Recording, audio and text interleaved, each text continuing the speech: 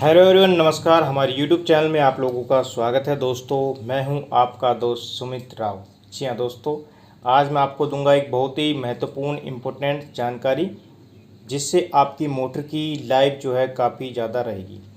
अक्सर देखा जाता है, ज़्यादातर जो भाई होते हैं वो बहुत बड़ी एक गलती करते हैं, तो उसी के बारे में डिस्कस करने वाला हूँ। देखिए, जब भी कोई मोटर आती है कूलर किट की, तो उसको डायरेक्टली हम काट देते हैं, ठीक है। और काटने के बाद क्या करते हैं, हमारा खुद से किताब से डेटा लेते हैं और उसमें लगा देते हैं। हम ये नहीं देखते कि मोटर कितने इंच की है। यहाँ पे देखिए, दोनों कूलर किट की मोटर है हमारे पास। एक का स्टैंपिंग साइज कम है, एक का ज़्यादा है, और खाँचों में भी आपको फ़र्क दिख रहा होगा। इस वाले के जो स्लॉट है ज़्यादा गहरे हैं, इस वाले के ज़्यादा कम गहरे हैं। तो हम जो है ऐसे देखते हैं कि किट आई हमारे पास और डायरेक्ट किट वाला डाटा हम लगा देते हैं। तो ऐसे में क्या होता है, या तो किट के अंदर स्पीड नहीं देखने को मिलेगी, या वो फिर बार बार जलती रहती है। हम डाटा लगाते रहते हैं, लगाता रहते हैं, और मोटर बार बार जलती रहती है। जी हाँ दोस्तों, तो अक्सर ऐसा क्यों होता है और इसका क्या सॉल्यूशन हम कर सकते हैं। देखिए, जब भी हमारे पास कोई मोटर आए तो हम उसकी तीन चीज़ें मेनली नोट करते हैं। सिर्फ तीन चीज़ें ज़्यादातर हम देख लेते हैं कि मोटर के स्लॉट क्या हैं। जैसे स्लॉट 24 होते हैं, हम पहले स्लॉट देख लेते हैं। दूसरे हम पिच देख लेते हैं मोटर की, ओके, या उसके टर्न देख लेते हैं, या फिर उसके गेज देख लेते हैं। तो हम ये चीज़ें देखते हैं और फिर इन्हीं को ही बार बार रिपीट करते रहते हैं। हम मोटर का बाकी चीज़ें हम नहीं देखते, इसलिए हमारी मोटर बार बार जल जाती है। देखिए, ये चीज़ें इंपॉर्टेंट है, सारी चीज़ें। स्लॉट भी देखनी इंपॉर्टेंट है, पिच भी देखनी इंपॉर्टेंट है, टर्न भी, गेज भी, सही, ठीक है। ये सारी चीज़ें, कॉइल साइज का फर्मा भी इम्पोर्टेंट होता है। लेकिन इसके अलावा जो कुछ मेन चीज़ें इम्पोर्टेंट है, जो हम नहीं देखते हैं, जिन पे हम ध्यान नहीं देते हैं, उसी के कारण हमारी मोटर जो है बार बार ये जलती रहती है। जी हाँ दोस्तों, वह कौन कौन सी चीज़ें हैं। देखिए, हमारे पास, मान लीजिए हमारे पास एक सिम्फनी कूलर का एक मोटर आया। हमने इसके तार निकाल दिए, ठीक है। हमने इसके तार निकाल दिए, बिना गिने ही हमने किसी भी मोटर का इसमें डाटा लगा दिया, जो कि पहले हम इसी तरह की मोटर दिखती थी। और ठीक है, हो सकता है उसका स्टैंपिंग साइज अलग हो, इसका अलग हो। हमने वही डाटा उठाया, इसमें लगा दिया, तो इससे चांसेस है कि हमारी मोटर जो है जल जाएगी। 50% से ऊपर चांस रहते हैं। इस तरह से डाटा लगाने पे मोटर ज़्यादातर जल ही जाती है। और हमारे पास फिर डाटा नहीं होता, हम ऐसे ही कुछ भी लगाते रहते हैं और मोटर जलती रहती है। तो आप सबसे मोटर की जो है, और ग्राहक भी परेशान हो जाता है और आप भी परेशान हो जाते हैं। आप सोचते हैं क्या गलती कर रहा हूँ मैं, और ग्राहक सोचता है कि भाई इसको काम नहीं आता, या क्या कर रहा है मोटर, ठीक है। तो चक्कर ये है कि आप यही गलती करते हैं। देखिए, मोटर एक सी दिख रही है, उसका स्टेटर एक साथ दिख रहा है, लेकिन उसको आपको ये ध्यान देखना है कि वाकई वो स्टेटर हूबहू है या नहीं, उससे मैच करता है या नहीं। देखने से बात नहीं बनती है। जैसे मैंने बताया कि कूलर किट की मोटर कई तरह के स्टेटर उसमें आते हैं, रोटर में भी फ़र्क होता है। तो हम उसमें सिर्फ एक ही डाटा नहीं लगा सकते, डाटा हमको चेंज करना होता है। जैसे जैसे स्टेटर पतला होता है, वैसे वैसे हम गेज को भी पतला करते हैं। जैसे जैसे स्टेटर मोटा होता है, तो गेज को भी हम चेंज करते हैं, टर्न को भी चेंज करते हैं, और कॉइल साइज को भी चेंज करते हैं। तो हम एक डाटा को अगर हम किसी तरह से लगा दें, उसका कॉइल साइज बढ़ा के लगा दें, तो क्या होगा कि मोटर कुछ टाइम बाद जल जाती है। तो इसके लिए हमको क्या देखना है, सबसे मेन इम्पोर्टेंट चीज़, जब भी हमारे पास मोटर आए, ये चीज़ें तो ये बाद में है, तो ठीक है। डाटा में सबसे पहले चीज़ क्या आती है, किसी भी वाइंडिंग डाटा के अंदर सबसे मेन चीज़ होती है स्टैंपिंग साइज। जी हाँ दोस्तों, स्टैंपिंग साइज, स्टेटर साइज बोल सकते हैं। यह स्टेटर साइज क्या होता है, स्टेटर साइज ये होता है, हम गलती इसी में मेनली कर देते हैं कि जैसे हमारे पास ये मोटर है, इसका स्टेटर साइज हमने देखिए इंच में माप लिया, तो इंच में कंफर्म नहीं है। हम इसको देख सकते हैं, ये इंच से ज़्यादा जा रहा है, ठीक है। तो हम इसको 1 इंच मान के चल लेते हैं और ऐसे ही डाटा लगा देते हैं, तो उससे भी गड़बड़ हो जाती है।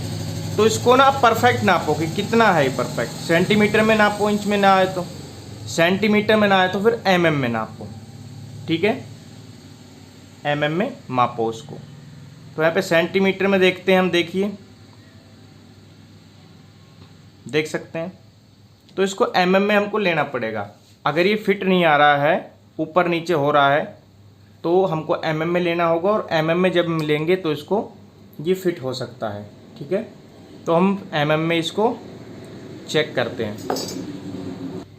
दोस्तों 1 इंच के अंदर, ठीक है, 25.400 mm होता है, ओके।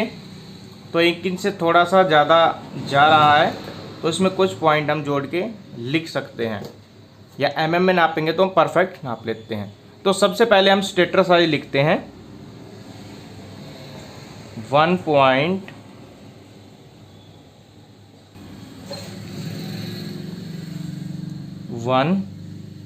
इंच, ठीक है। तो ये आपको देखना है, ऐसा नहीं कि अगर ऊपर जा रहा है नीचे जा रहा है तो ऐसे ही आप उसमें डाटा लगा दे, तो इससे गड़बड़ हो जाएगी। तो इसको परफेक्ट लिखना है, जितना बने उतना लिखना है।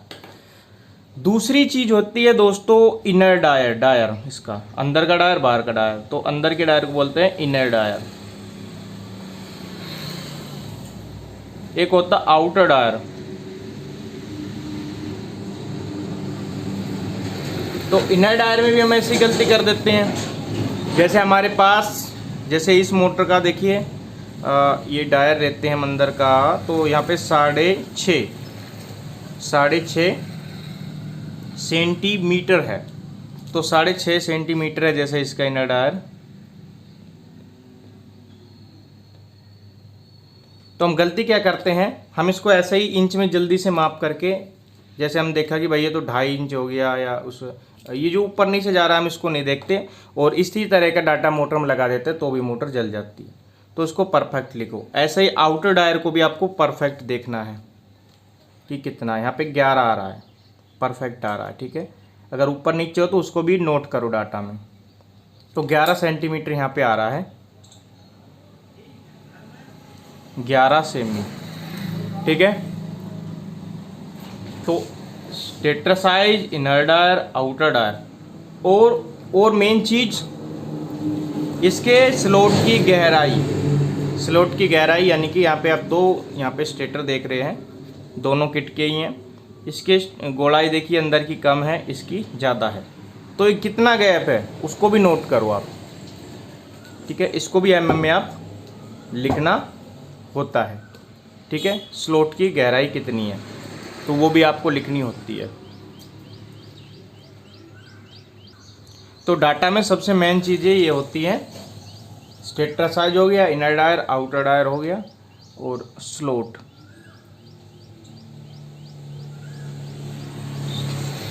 स्लॉट की गहराई, ठीक है, इसकी जो गहराई होती है वो कितनी है। तो स्लॉट की गहराई नापनी है ना, तो फीते से नाप सकते हैं, सेंटीमीटर में, इंच में, जैसे नापना चाहें। तो जैसे हमारे पास ये मोटर, इसको देख सकते हैं, तो इसको ऐसे नाप सकते हैं, ऐसे लगा करके आप देख सकते हैं, लगभग आधा इंच है इसकी, ठीक है। तो ये इससे देख सकते हैं, आइडिया लगा सकते हैं। तो इससे देखिए, इसमें आधा इंच से थोड़ा ज़्यादा है इस वाले में, तो उसको आप नोट कर सकते हैं। तो ये मेन चीज़ है। तो अगर आप लोगों ने ये चीज़ें नोट कर ली, और हूबहू फिर उसी तरह की मोटर आए जिसके ये सारी चीज़ें मैच हो रही है, जिसका स्टेटर साइज मैच हो रहा हो, इनर डायर मैच हो रहा हो, आउटर डायर मैच हो रहा हो, स्लॉट की गहराई मैच हो रही हो, इसमें ये चीज़ें आप लगा सकते हैं। सेम पिच रख सकते हैं, सेम टर्न कर सकते हैं, सेम गेज कर सकते हैं, सेम फर्मा कर सकते हैं, और मोटर आपका जो है लंबा चलेगा, और आप अपने ग्राहक को जो है एक लंबी गारंटी या वारंटी दे सकते हैं बेझिझक, ठीक है। तो ये चीज़ें हमेशा ध्यान रखा करो, जब भी मोटर का डाटा निकालो, एक तो उसके टर्न गेज वो सब कुछ लिखो, फिर उसके ये चीज़ें मेन करो, उसको लिखो, कंप्लीट करो, और जो वो डेटा आपका तैयार हो, अगली मोटर से अगर वो मैच करता हो, उसका ये चीज़ें मैच कर रहा हो, stator size, inner dia, outer dia, slot की गहराई, तो उस डाटा को मोटर में लगा सकते हैं, अगली मोटर में सेम टू सेम मोटर में लगा सकते हैं, ठीक है। तो मेरे पास इस मोटर का एक परफेक्ट डाटा है, ठीक है। तो मैंने पहले निकाल के रखा है। तो ये जो चीज़ें हैं इनसे मैच भी करता है, मैं इसको लिख के रखता हूँ हमेशा। जो भी नई तरह की मोटर आती है और उसमें उसी तरह का डाटा लगाता हूँ जैसा कि पिछली मोटर में निकला था। ऐसे ही नहीं कि भाई जैसे हमारे पास ये मोटर आई है कि एक पतली मोटर आ गई, उसमें हमने यही डाटा लगा दिया जो इसमें निकला है, ठीक है। तो ऐसे हम नहीं कर सकते। तो इससे मोटर की उम्र जो है थोड़ी बढ़ जाती है, ज़्यादा लंबे टाइम तक चलती है और आप अच्छे से गारंटी वारंटी भी उसकी दे पाते हैं। तो आज की वीडियो में बस आपको यही समझाना था। और ये वीडियो आपको पसंद आई हो तो प्लीज़ लाइक करें, और इस मोटर का डाटा चाहते हैं तो मुझे कमेंट करें, और ये वीडियो पसंद आए तो इसको शेयर ज़रूर करना है, ठीक है। दोस्तों शेयर ज़रूर करें ताकि सबको इसका फ़ायदा हो सके। फिर मिलेंगे दोस्तों, जय हिंद जय भारत।